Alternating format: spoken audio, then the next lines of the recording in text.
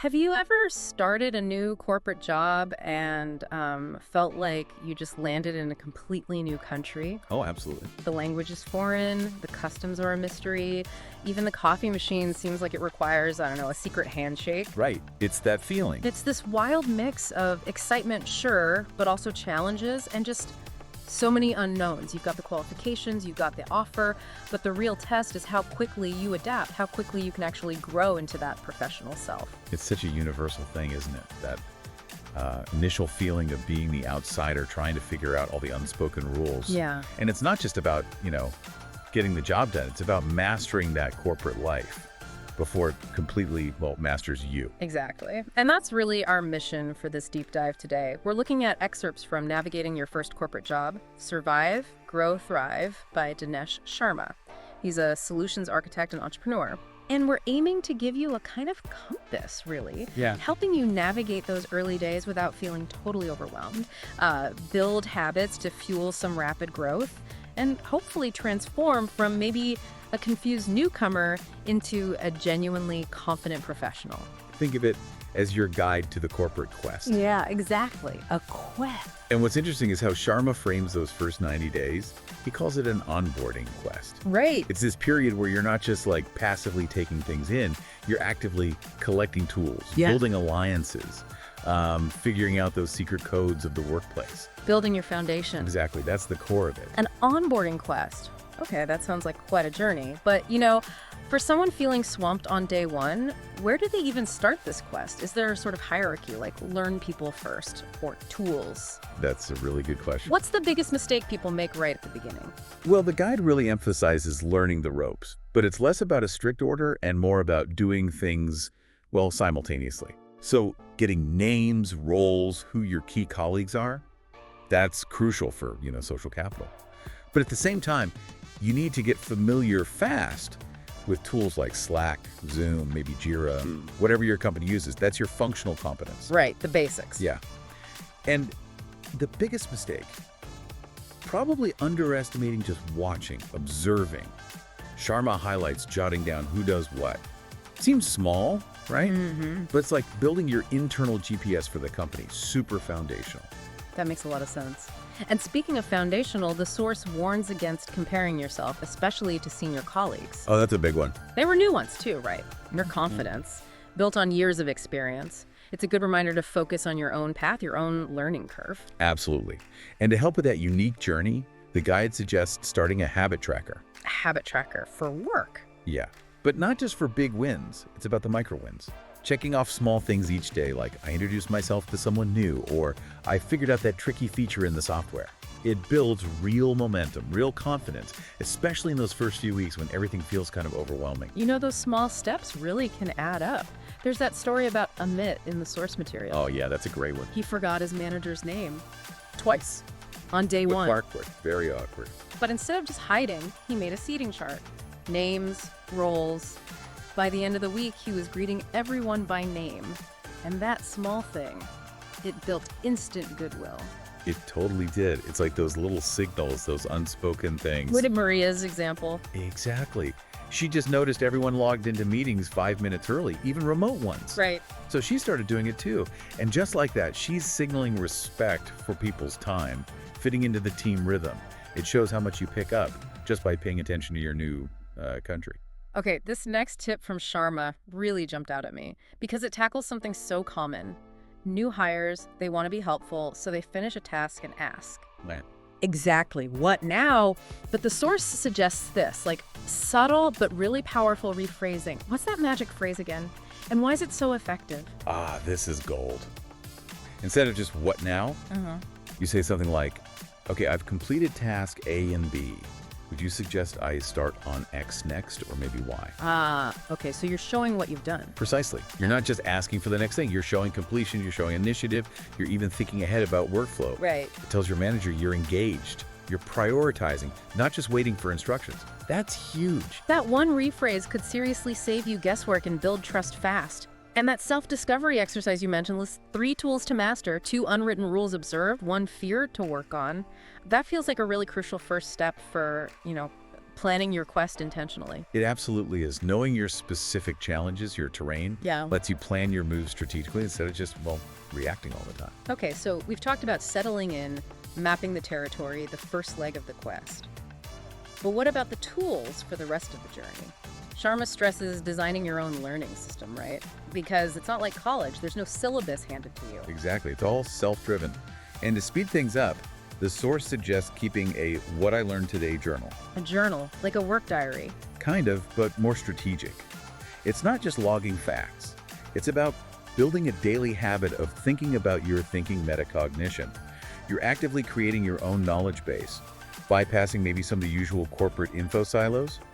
Okay. Imagine 6 months down the line, you've basically written your own professional how-to guide, tailored exactly to your role. That's the kind of efficiency Sharma's talking about. That's a cool way to frame it. Not just a diary, a strategic knowledge base. And keeping current is huge too, right? Following industry news, blogs. Yeah, it keeps you updated, definitely. But it also gives you things to talk about, sparks conversations, great for networking, building those connections. 2 birds, 1 stone. Pretty much. And when you do seek advice from senior folks, instead of asking vague questions, the guide suggests something specific. What's the one thing you wish you'd known in your first year? Ooh, I like that. Gets right to the practical stuff. Yeah, it targets those really valuable, hard-won insights. The story about Rena, the data analyst, really shows this in action. She logged just 1 insight a day. A software shortcut, maybe an observation about office culture. After only 3 months, that journal became her personal FAQ. It sped up everything new she tackled. That's a perfect example of designing your own curriculum right there. Yeah. Small, consistent actions leading to a big advantage. Definitely. And there's a practical challenge suggested too. Yeah, a 30-day micro-learning challenge. Pick something job-related, use YouTube, Coursera, whatever. Just 15 minutes a day. Track it. Maybe share what you learned with a colleague. Okay, adds focus and accountability. Exactly. It helps solidify that personal learning system. So you're building your system, jotting things down, but then you inevitably hit a wall, something you just can't figure out. Which brings us to maybe one of the trickiest skills, asking for help. It feels vulnerable sometimes. Yeah, but the source is clear. Nobody expects you to know everything. It's how and when you ask that really counts. So when is the right time? Especially when you're trying to prove yourself. The guidelines are pretty helpful here. Ask after you've genuinely tried multiple times yourself. Okay, so show effort first. Right.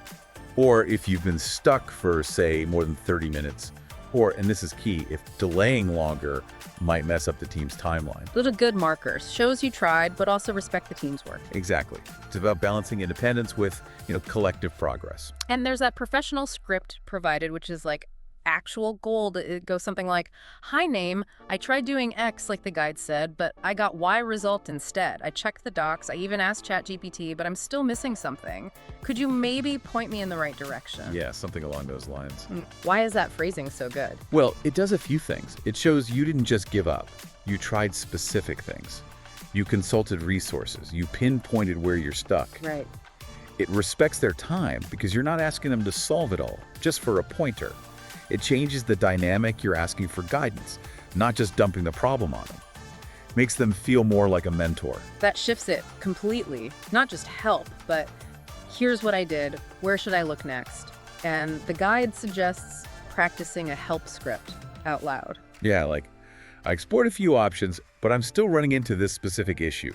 What would you recommend I try next? Seems a bit weird practicing it. Maybe, but it's like building muscle memory for those potentially awkward conversations. So when it happens for real, you're not stumbling over your words. You sound prepared and professional. Okay, makes sense. Practice builds confidence. So connecting all this, what does it mean for setting goals early on? The source says without goals, you just drift. Ambition gives direction. But how do you structure that when everything's so new? Right, it can feel overwhelming. That's where the 3-6-12 roadmap comes in. It's a structured way to think about it, breaking the journey into smaller chunks. Okay, 3-6-12, let's unpack that. 3 months. 3 months is mostly about mastering the core tools, understanding your team's rhythm, the structure, basically getting fundamentally self-sufficient in your role, learning the basics. Got it. And 6 months. By 6 months, the goal shifts. You should be aiming to own smaller projects or tasks independently, to become someone your peers see as reliable, someone they can count on. Okay, so moving from just learning to actively contributing reliably. Exactly. And then the 12-month goal. That's about stretching further, maybe earning a spot on a cross-functional project or getting nominated to lead part of a group project. Expanding your influence. Yeah, showing you can collaborate more broadly and maybe take on some leadership potential. It's about growing your impact beyond just your immediate tasks. There's that Priya scenario example. She put sticky notes with her 3, 6, 12 goals above her monitor. Right. Just seeing them every day kept her focused. And by month 8, her manager noticed her drive and recommended her for a team lead role. That simple act of keeping goals visible really worked. It demonstrates the power of focus, doesn't it? So the activity suggested is simple. Write down your 3, 6, 12 goals. Put them somewhere you'll see them constantly. Your desk, your laptop background. Phone wallpaper, maybe? Yeah. Visibility reinforces that commitment. Okay. It turns abstract ambition into something concrete you're working towards daily. All right, let's shift gears a bit to mindset, because let's face it, this is where the real resilience comes in on this whole quest. Absolutely crucial. The idea is perfection isn't the aim, progress is. And building a growth mindset is key to developing resilience in that first job. And linking this back, 2 specific mindset shifts are really highlighted. First, see a mistake not as something to hide, but as a lesson. Okay. The mantra becomes, okay, what can I learn from this? It's not just about fixing the error, it's about actively mining it for wisdom. How do I avoid this next time? What process broke down? Proactive learning from failure. And the second shift. From comparison to curiosity. Instead of that sinking feeling, oh, I'm not as good as Sarah, you flip it. You ask, okay, Sarah's really good at X. What processes or habits does she use that I could maybe learn from? It turns that potential insecurity into fuel for your own growth. That's a powerful reframe. Turns jealousy into a learning opportunity. Precisely. And Jake's story really nails this. He accidentally deleted a project file nightmare scenario, right? Yeah, been there. Instead of covering it up, he owned up to his manager, who then showed him the backup system. So Jake learned how recovery worked, and his honesty built massive trust. So the mistake became a positive. In a way, yeah, a moment of learning and critically relationship building.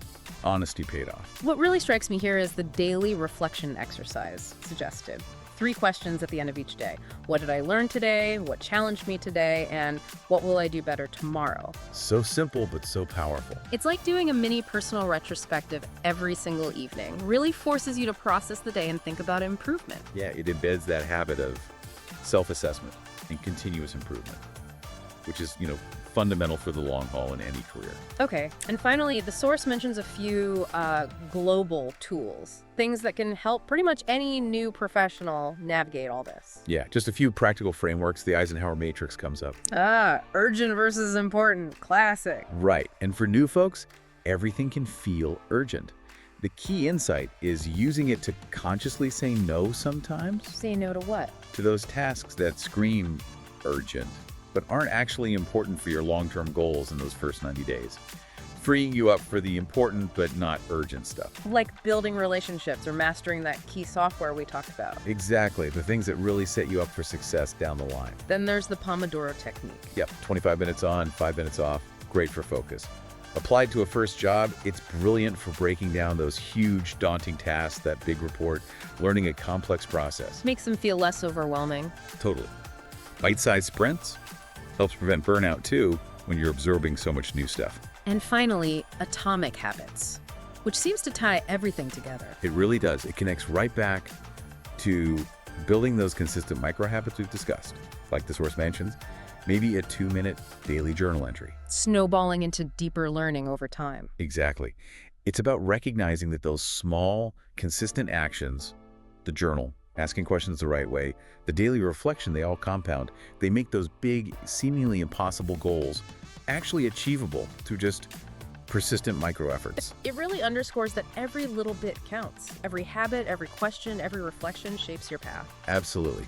This whole deep dive, I think, shows that your first job is so much more than just, ticking off tasks on a list. Yeah. It's really about discovering your strengths, figuring out how you operate best, and shaping your professional identity within this completely new environment.